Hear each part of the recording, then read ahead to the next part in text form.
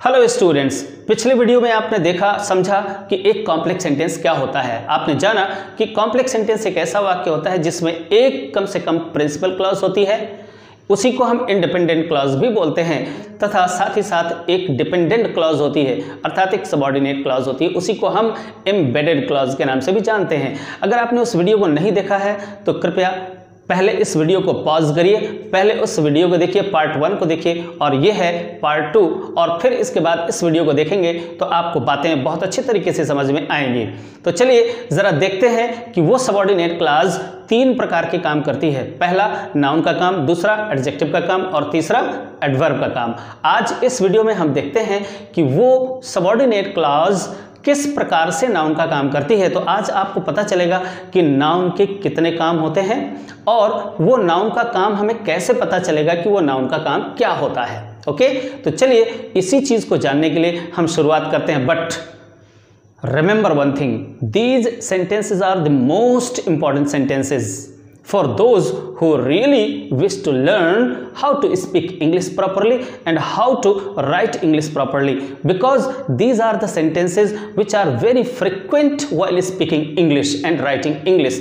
अगर आप अंग्रेजी फ्लुएंटली बोलना चाहते हैं और अगर आप इंग्लिश बहुत अच्छे तरीके से लिखना भी सीखना चाहते हैं तो ये वीडियो आपके लिए बहुत ही ज़्यादा इंपॉर्टेंट होने वाला है। सो आप मेरे साथ बने रहिए और बिना स्किप किए इस पूरे वीडियो को आप ध्यान से देखिए। चलिए जल्दी से हम देखते हैं कि नाउन क्लॉज की डेफिनेशन क्या है। यहाँ पर लिखी हुई है, ज़रा देखिए यहाँ पर क्या लिखा है। The subordinate clause that functions as noun, वह सबऑर्डिनेट क्लॉज जो नाउन के रूप में फंक्शन करती है। ओके, फंक्शन माने काम करती है, इज कॉल्ड सबऑर्डिनेट क्लॉज, उसे हम सबऑर्डिनेट क्लॉज कहते हैं। ओके, अब ये नाउन का काम क्या होता है, सबसे बड़ी बात तो यही आ जाती है, यानी आपको सबसे पहले तो यही जानना होगा कि वो सबऑर्डिनेट क्लॉज जो नाउन के रूप में फंक्शन करती है, मीन्स काम करती है। तो अब आपको ये जानना होगा कि नाउन का काम क्या होता है, और अगर वही काम कोई सबऑर्डिनेट क्लॉज करे तो वो नाउन का काम करेगी। बस इतनी सी बात को आपको समझना है। तो चलिए जल्दी से, मैंने यहाँ पर कुछ एग्जांपल्स लिखे हुए हैं और इन एग्जांपल्स की मदद से मैं आपको ये बताने जा रहा हूँ कि आखिर नाउन का काम क्या होता है। तो चलिए जरा देख लेते हैं कि नाउन का काम क्या होता है। देखिए यहाँ पर इस सेंटेंस को पढ़िए और मैंने कुछ हिस्से ब्रैकेट में कर दिए हैं, उन हिस्सों को कायदे से आप देखिएगा, समझिएगा। देखिए जरा, this pen can not be given to you, यह पेन तुम्हें नहीं दिया जा सकता है। इसका अर्थ ये हुआ। अब इस सेंटेंस की ग्रामर को जरा समझते हैं अच्छे से। ये एक कंप्लीट सेंटेंस है। क्यों? क्योंकि ये अपने आप में एक संपूर्ण भाव प्रकट करता है। अब देखते हैं कि ये एक सिंपल सेंटेंस है क्योंकि इसमें केवल एक सब्जेक्ट और एक वर्ब पैटर्न है, वर्ब कॉम्बिनेशन है, इसलिए ये एक सिंपल सेंटेंस हुआ। अभी ये कॉम्प्लेक्स सेंटेंस नहीं है। ओके, अभी इसको कॉम्प्लेक्स सेंटेंस भी बनाएंगे और देखेंगे कि वो किस प्रकार से कॉम्प्लेक्स सेंटेंस बना। पहले तो अब आप ये देखिए, इस सेंटेंस में इस ग्रामर को समझने का प्रयास करिए और ये देखिए कि नाउन का काम क्या होता है। देखिए, नाउन का सबसे पहला काम होता है किसी टेंस बताने वाली फाइनाइट वर्ब। इसको हम क्या बोलते हैं? Finite verb. तो अच्छे से समझते जाइएगा, ये फाइनाइट वर्ब है और इस फाइनाइट वर्ब का सब्जेक्ट कौन है? This pen can not be given to you, इस पेन को नहीं दिया जा सकता, टू यू तुमको, यानी यह पेन तुम्हें नहीं दिया जा सकता। तो इस वर्ब का सब्जेक्ट क्या है? This pen. जी हाँ, तो ये पेन वास्तव में क्या है? इस फाइनाइट वर्ब का सब्जेक्ट है। एंड माय डियर स्टूडेंट्स, यही तो नाउन का पहला काम है। जी हाँ, किसी भी टेंस बताने वाली क्रिया का सब्जेक्ट बनना, ये नाउन का पहला काम होता है। अच्छे से अपने दिमाग में बिठा लीजिए। ओके, क्योंकि ये जो स्थान होता है ये नाउन के लिए सुरक्षित होता है। जैसे एक राजा की कुर्सी होती है, वो राजा के लिए सुरक्षित होती है। राजा के बाद उसका जो उत्तराधिकारी उसका पुत्र होता है वो उसके लिए सुरक्षित होती है, जो बाद में राजा बनता है। ओके, तो ध्यान में रखिएगा। तो ये जो स्थान है ये नाउन के लिए सुरक्षित होता है। ओके, आगे देखते हैं अगला सेंटेंस। देखिए यहाँ पर, Ashok gave me something, Ashok ने मुझे दिया कुछ, अशोक ने दिया मुझे कुछ। अब देखिए यहाँ पर इस सेंटेंस की ग्रामर को समझते हैं। ये फाइनाइट वर्ब है, इस फाइनाइट वर्ब का सब्जेक्ट क्या है? अशोक, और ऑब्जेक्ट क्या है ये जरा देखते हैं। गेव। अब ऑब्जेक्ट कैसे पता लगाते हैं? जब हम किसी क्रिया से किसे या किसको, पहला प्रश्न किसे या किसको, अथवा दूसरा प्रश्न क्या, आप लोग जानते होंगे।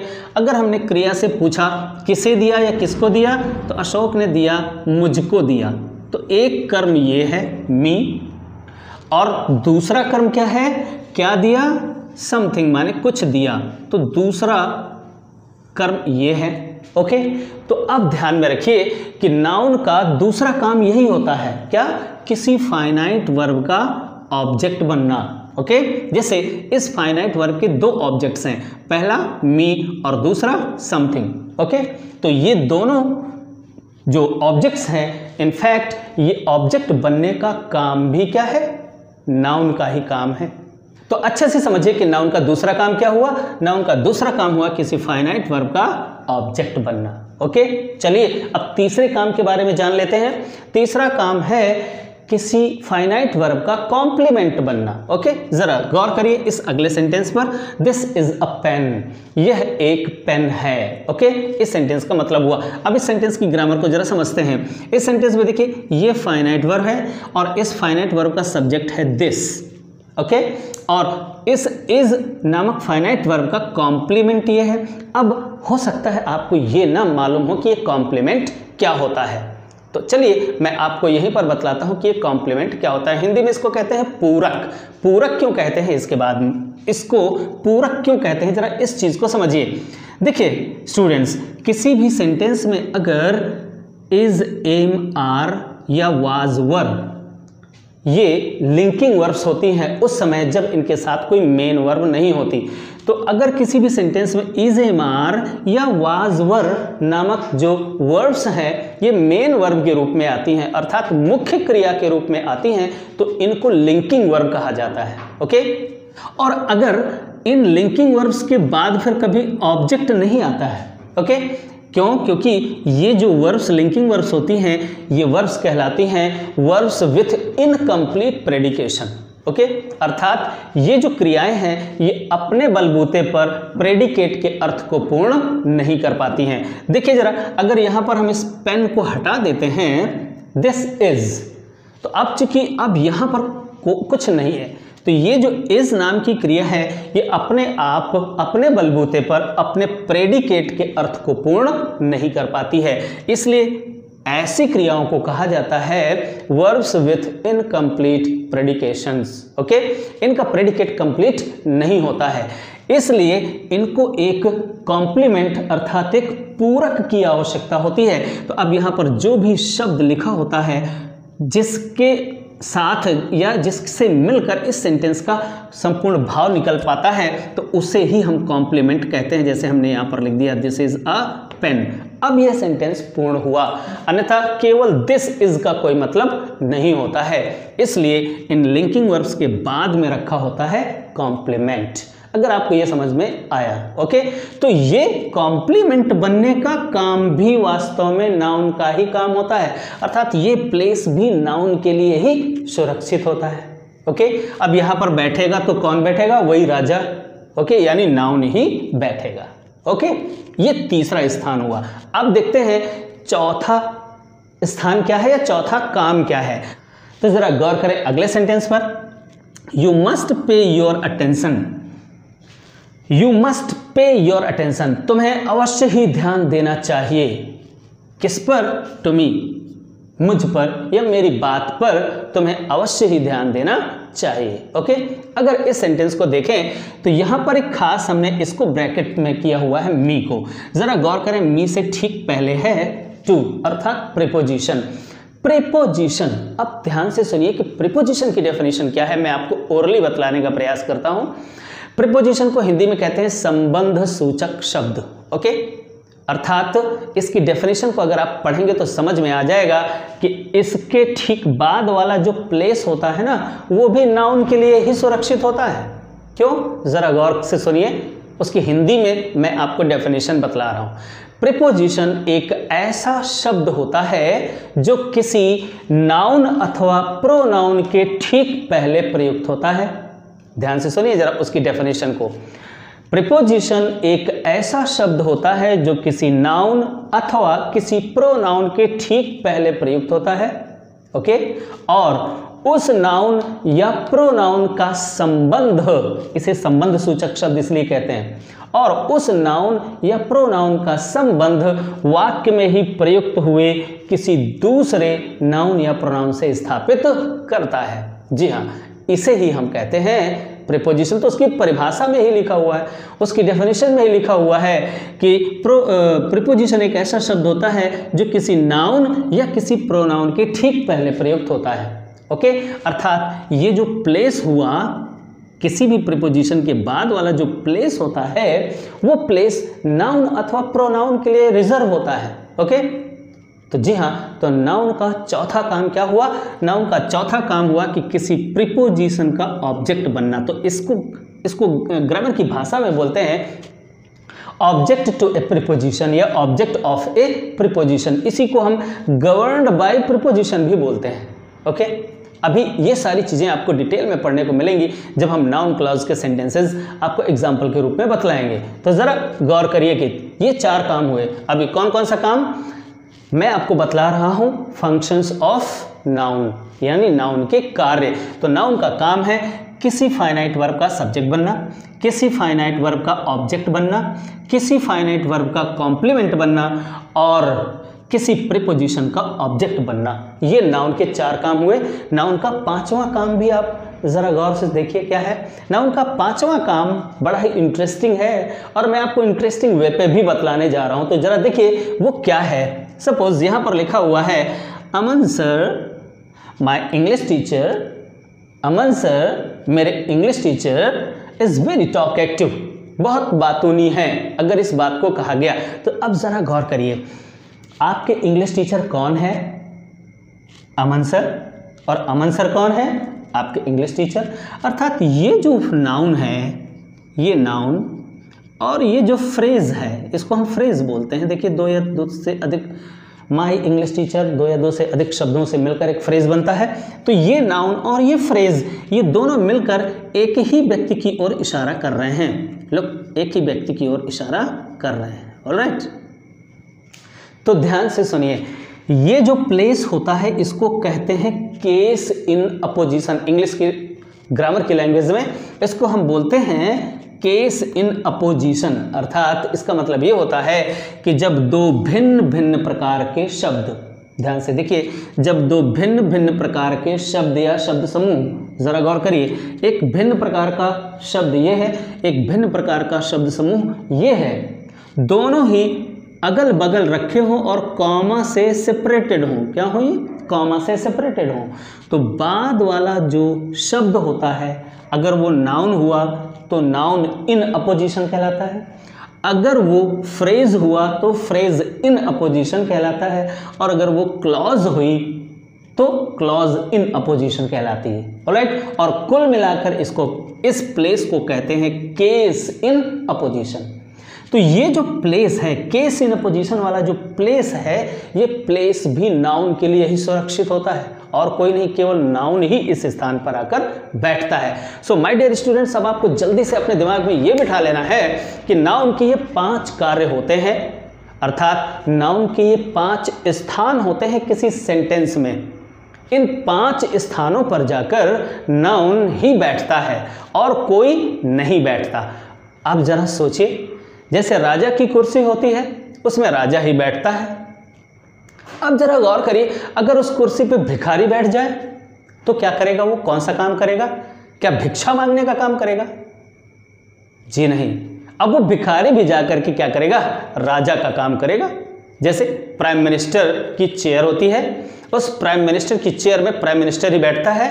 एंड सपोज कोई चाय वाला जाकर बैठ जाए तो क्या काम करेगा? चाय बेचने का काम करेगा? जी नहीं, वो भी पीएम का ही काम करेगा, प्राइम मिनिस्टर का ही काम करेगा। ऑलराइट, यहाँ पर भी वैसा ही है। ये सारे के सारे जो प्लेसेस हैं, ये सारे के सारे प्लेसेस ये नाउन के हैं।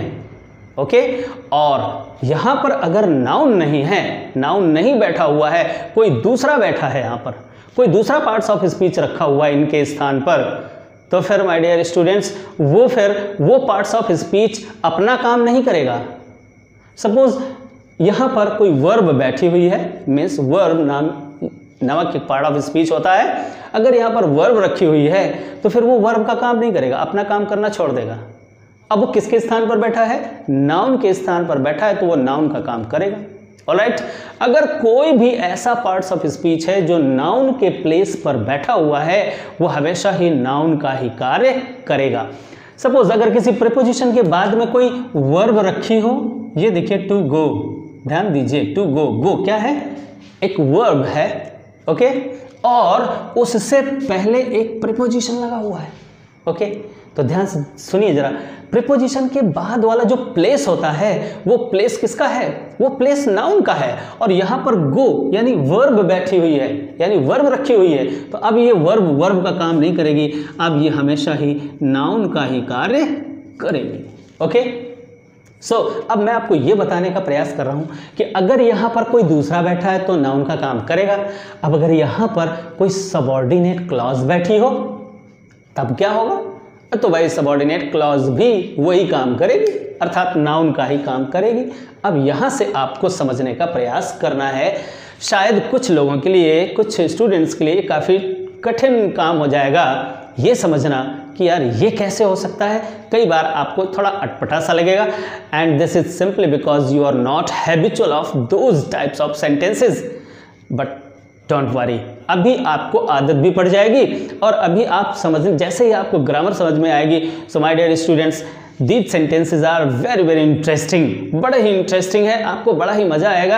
एंड आई होप कि आप बहुत सारे ऐसे सेंटेंसेस को फॉर्म करेंगे, उनकी संरचना भी करेंगे। तो बड़े ध्यान से देखते रहिए। मैं अगली स्लाइड में आपको ये जहाँ पर ये नाउन रखा है, मैं यहीं पर अभी रख करके दिखा रहा हूँ एक सबऑर्डिनेट क्लॉज, ओके।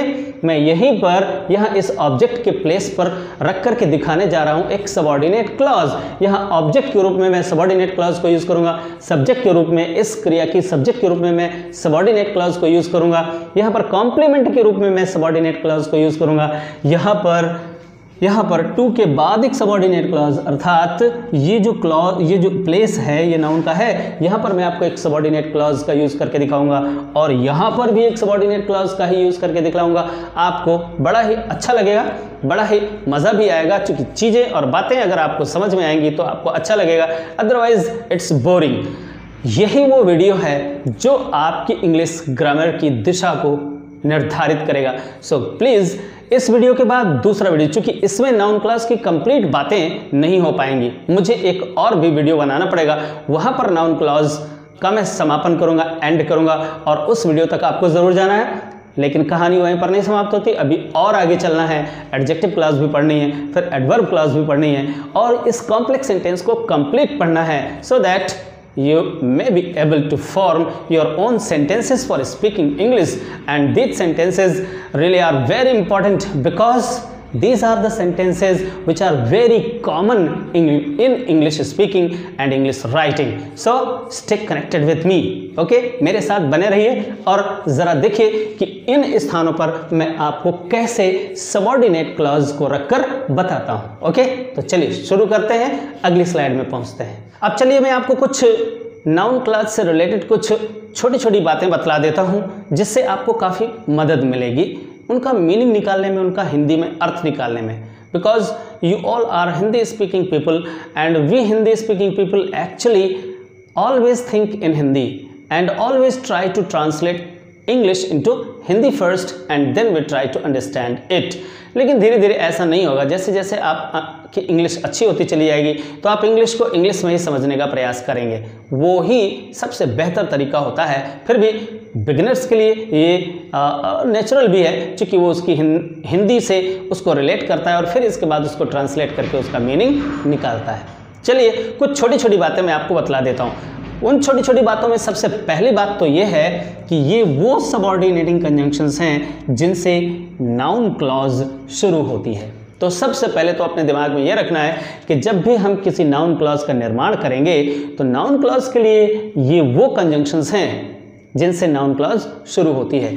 कौन कौन से हैं? पहले तो देख लेते हैं दैट, और दैट के अलावा जितने भी WH टाइप वर्ड्स होते हैं, WH type words, question words आप लोगों के लिए ज़्यादा परिचित होंगे, तो वो ही क्वेश्चन वर्ड्स ही एक्चुअली जब कंजंक्शन का काम करते हैं। जी हाँ, आपको मालूम होना चाहिए कि वो ये जो वर्ड्स लिखे हुए W टाइप वर्ड्स हैं और ये क्या करते हैं, ये प्रश्न पूछने का काम जब करते हैं तो ये एक्चुअली क्वेश्चन वर्ड्स होते हैं। और जब ये कनेक्टर का काम करते हैं, कंजंक्शन का काम करते हैं, तो इनको हम कंजंक्शंस बोलते हैं, और वो भी कौन से, सबऑर्डिनेटिंग कंजंक्शंस। ओके, तो चलिए जरा इनको जल्दी से देख लेते हैं, इनके अर्थ कहाँ पर और क्या क्या निकलते हैं हिंदी में।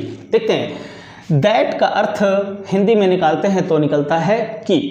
ओके, व्हाट का अर्थ कभी कभी कि क्या निकलता है या कभी जो भी निकलता है। ऑलराइट, वेयर का अर्थ कि कहाँ निकलता है और जहां भी निकलता है। अच्छे से आपको ध्यान में रखना चाहिए। वाई, इसका अर्थ कि क्यों निकलता है या जिस कारण से, ऐसा भी अर्थ निकलता है। हु का अर्थ कि कौन निकलता है और जो भी निकलता है। ओके, हाउ कि कैसे या जिस प्रकार से, ऐसा भी अर्थ निकलता है। तो इस प्रकार से आप ये देखते हैं कि इनका अर्थ कभी कभी की का से निकलता है, अगर ये WH टाइप वर्ड हुए तो इनका अर्थ की का से निकलता है या जा से भी निकलता है कई ओकेजन्स पर, और दैट का अर्थ निकलता है की। ओके, अब उन्हीं सेंटेंसेस पर हम वापस आ जाते हैं और उन्हीं सेंटेंसेस पर आप ज़रा गौर करें। ये वो प्लेस है जिसको मैंने बताया, ये फाइनाइट वर्ब है, ये आपकी प्रिंसिपल क्लॉज की फाइनाइट वर्ब बनी, और इस फाइनाइट वर्ब का सब्जेक्ट अभी क्या है, दिस पेन। ओके, अब सपोज आपको अभी मैंने बतलाया कि ये जो सब्जेक्ट बनने का काम होता है ये नाउन का होता है। अब जरा ये कल्पना करिए कि अगर इस एक यहाँ पर अभी केवल क्या है, पेन, एक नाउन ही रखा हुआ है, प्योर नाउन ही रखा हुआ है। ओके, अब अगर इस क्रिया के सब्जेक्ट के रूप में यहाँ पर एक क्लॉज ही रख दी जाए, क्लॉज, और वो भी कौन सी, इनमें से किसी एक कंजंक्शन से शुरू होने वाली क्लॉज रख दी जाए, तो वो इस वर्ब के सब्जेक्ट का काम करेगी, और जब ऐसा करेगी तो उसे हम नाउन क्लॉज कहते हैं। तो जरा देखें कि वो कब और किस प्रकार से हम उस क्लॉज को रख सकते हैं। जरा देखिए, can not be given to you, तुम्हें नहीं दिया जा सकता। अब जरा पूछो किस बात की बारे में बात हो रही, क्या चीज़ नहीं दी जा सकती। अब जो चीज़ नहीं दी जा सकती उसके लिए आप एक ऐसी सबऑर्डिनेट क्लॉज का निर्माण करिए जिसमें एक सबऑर्डिनेटिंग कंजंक्शन हो। सपोज व्हाट एक सबऑर्डिनेटिंग कंजंक्शन है, इसके बाद एक सब्जेक्ट भी होना चाहिए और एक फाइनाइट वर्ब भी होनी चाहिए, और बस इतने से एक सबऑर्डिनेट क्लॉज का निर्माण हो सकता है। ओके, तो ये सबऑर्डिनेट क्लॉज फ्रेम करें और इस फाइनाइट वर्ब के सब्जेक्ट के रूप में रख दें, तो बस वो सबऑर्डिनेट नाउन क्लॉज बन जाएगी। जैसे देखिए, हम यहाँ पर इसी कंजंक्शन को ले लेते हैं, देखते हैं। अगर यहाँ पर हमने एक बनाया, व्हाट आई डू नॉट या don't have, what I don't have, यहाँ पर देखिए व्हाट है, एक कंजंक्शन है, सबऑर्डिनेटिंग कंजंक्शन है। क्यों, उसके बाद सीधे सब्जेक्ट रखा है, हेल्पिंग वर्ब नहीं रखी हुई है, इसलिए ये कंजंक्शन हुआ, व्हाट आई डोंट हैव, और इसका अर्थ निकला जो मेरे पास नहीं है। व्हाट आई डोंट हैव, जो मेरे पास नहीं है, वो चीज़ नहीं दी जा सकती तुमको। ठीक है ना, अभी यहाँ पर था this pen can not be given to you, यह पेन तुम्हें नहीं दिया जा सकता।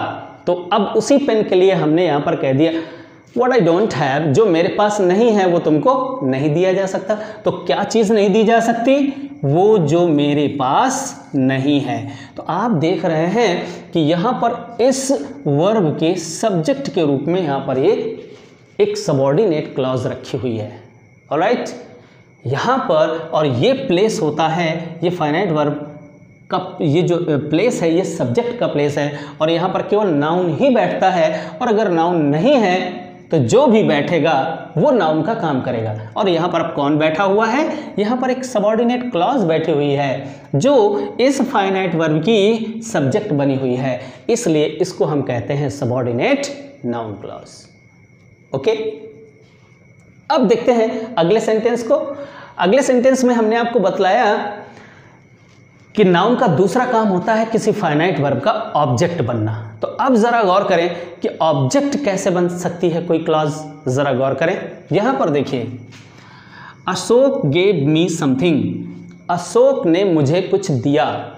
ठीक है ना, तो अब इस सेंटेंस की ग्रामर को देखते हैं। अशोक ने दिया तो अशोक सब्जेक्ट हुआ, वर्ब गेव हो गई।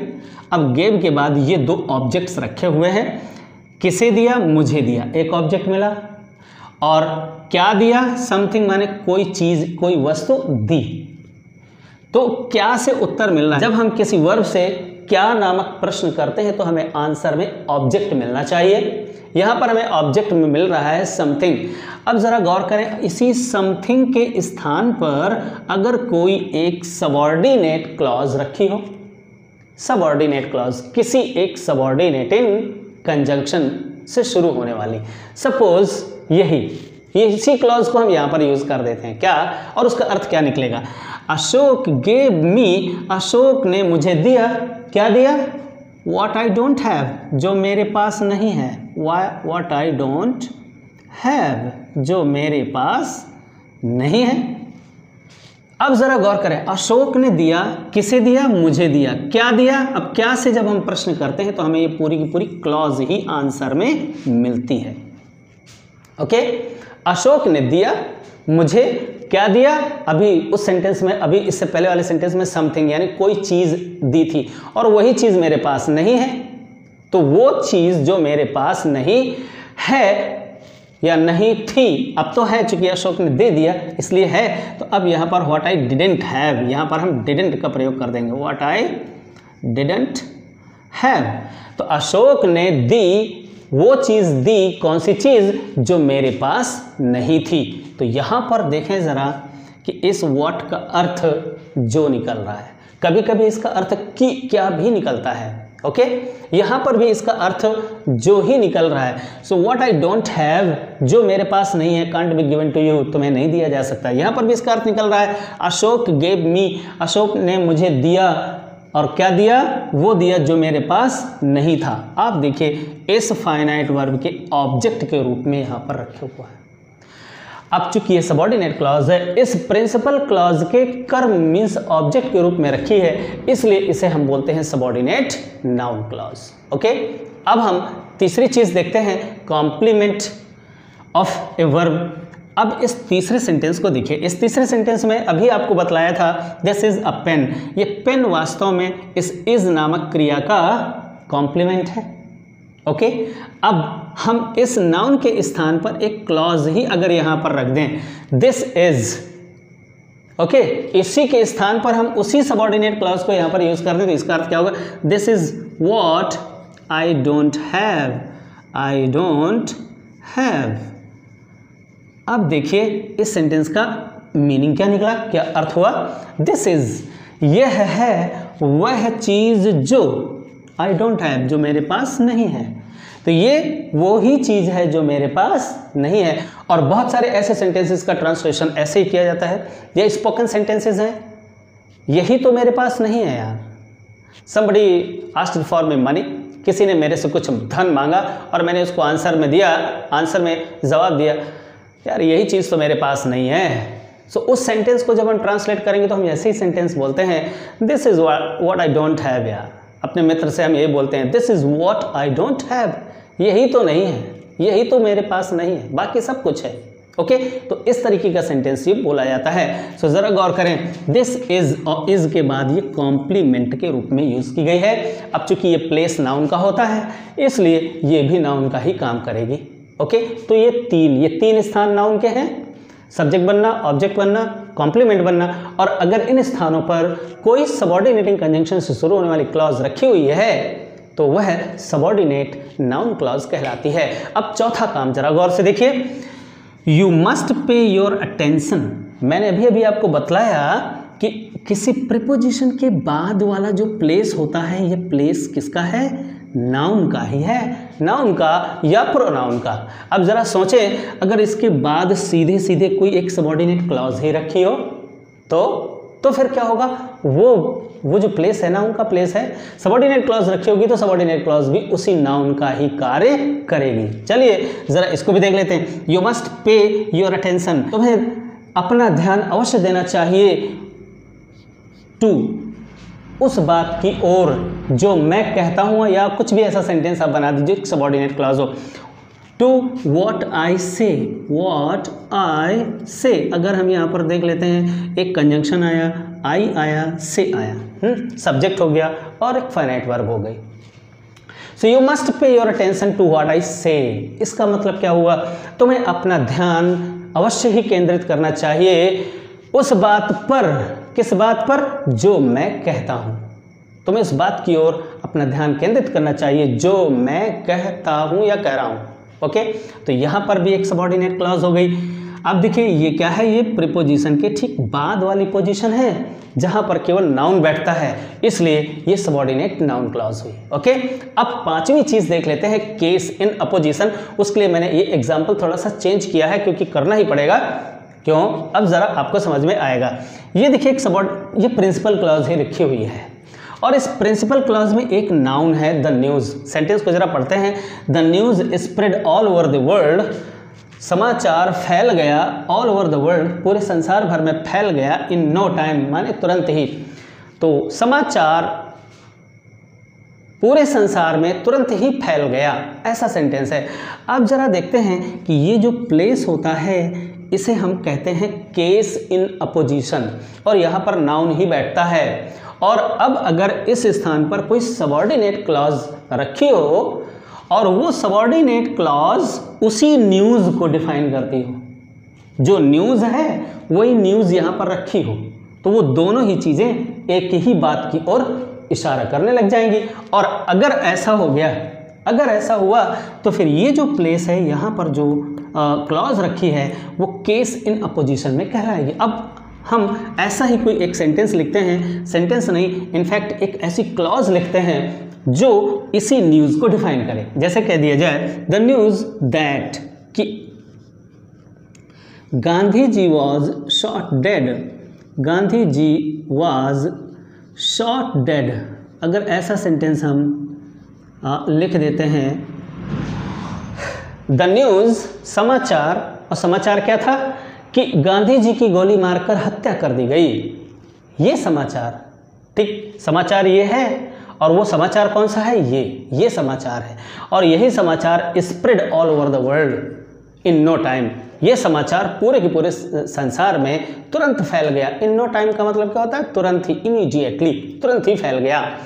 अब आपको ये देखना है कि ये दोनों बात, ये जो दोनों ही, ये एक भिन्न शब्द समूह है, एक ये क्लॉज है और ये दोनों एक ही बात की ओर इशारा कर रही हैं। भाई अब ज़रा अपने तर्कों का प्रयोग करिए और पूछिए the news spread all over the world, ये समाचार पूरे संसार में फैल गया, तो समाचार क्या है, ये है ना समाचार, और ये समाचार क्या है, ये न्यूज़ है।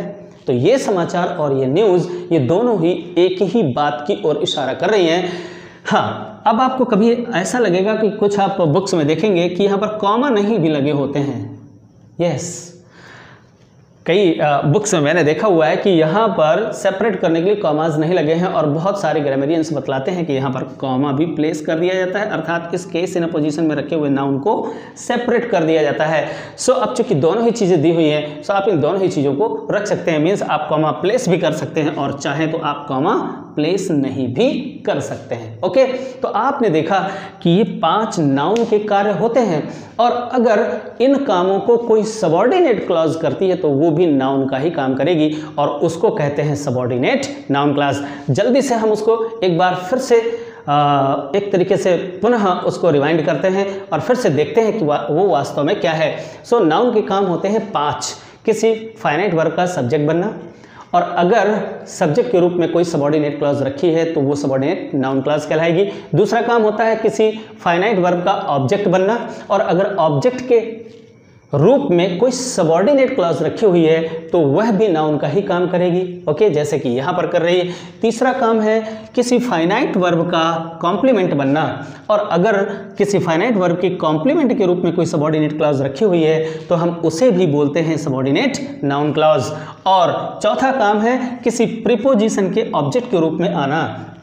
तो ये चौथा काम है जो नाउन का ही काम है, किसी प्रीपोजिशन का ऑब्जेक्ट बनना। ओके, तो अब अगर किसी प्रीपोजिशन के ठीक बाद में है कोई सबऑर्डिनेट क्लॉज और वो उस प्रीपोजिशन के ऑब्जेक्ट के रूप में काम कर रही है तो उसे भी हम सबऑर्डिनेट नाउन क्लॉज कहते हैं। और 5वां काम है द न्यूज़ और पांचवा काम है कि किसी एक नाउन के ठीक अपोजिशन में रखा हुआ, इसे हम समानांतर कुछ हिंदी में ऐसा कुछ बोलते हैं। लेकिन यहाँ पर क्या है, साइड बाय साइड, यानी अगल बगल, यानी दो एक ही चीज़ें या दो एक ही बातें जब ठीक एक दूसरे के अगल बगल रखी हों तो बाद में रखी हुई जो बात होती है उसको कहते हैं केस इन अपोजिशन। और उस केस इन अपोजिशन में अगर कोई सबऑर्डिनेट क्लॉज रखी हुई है तो वह सबऑर्डिनेट क्लॉज एक्चुअली नाउन का ही काम करती है। सो माय डियर स्टूडेंट्स, इस तरीके से आपने देखा कि नाउन के 5 काम होते हैं और इन 5 कामों को आप ऐसा समझ सकते हैं कि नाउन के 5 स्थान होते हैं किसी सेंटेंस में, ओके और वो स्थान नाउन के लिए रिजर्व्ड होते हैं। और अगर उन स्थानों पर कोई नाउन नहीं होता है, नाउन के अलावा कोई दूसरा शब्द पार्ट्स ऑफ स्पीच रखा हो या कोई क्लॉज रखी हो तो वो नाउन का ही काम करेगी। यस, अभी एक छठी बात और भी है और वो छठी बात मैं आपको अगले वीडियो में बतलाऊंगा क्योंकि ये वीडियो काफ़ी लंबा हो जाएगा, इसलिए मैं इस वीडियो को यहीं पर समाप्त करता हूं। और अब नेक्स्ट वीडियो में मैं इन्हीं, ध्यान रखिए नेक्स्ट वीडियो भी आपका बहुत ही ज़्यादा इंपॉर्टेंट होने वाला है क्योंकि इतने से काम नहीं चलने वाला है, ये छोटी सी बात है और इतने से काम नहीं चलने वाला है। अब मैं नेक्स्ट वीडियो में आपको इन सभी के कई एग्जांपल्स दूंगा। Means subject to a verb, यानी प्रिंसिपल क्लॉज के सब्जेक्ट के रूप में हम किस प्रकार से एक सबऑर्डिनेट क्लॉज का प्रयोग कर सकते हैं और उनके हम कितने, अभी तो केवल व्हाट एक ही क्लॉज को हमने हर जगह सेट करके दिखाया है। मैं अगले वीडियो में आपको सब्जेक्ट के रूप में इनमें से जो ढेर सारे कंजंक्शंस हैं, इन कंजंक्शंस से शुरू होने वाली क्लॉज को रखकर दिखाऊंगा और उनसे अमेजिंग सेंटेंसेस की रचना करके आपको बतलाऊंगा। कभी कभी तो यहाँ पर ये होता है कि एक ये हैव लगा है, एक ये कैन लगा है और जब ये स्पष्ट रूप से सिंपली ऐसे लिखे होते हैं तो बच्चे लोग तो काफ़ी कंफ्यूज हो जाते हैं। अरे कभी कभी तो यहाँ पर ऐसा होगा कि यहाँ पर भी एक इज लगा होगा और यहाँ पर भी इज लगा होगा। जैसे हम यहाँ पर एक सेंटेंस लिख देते हैं, हु ही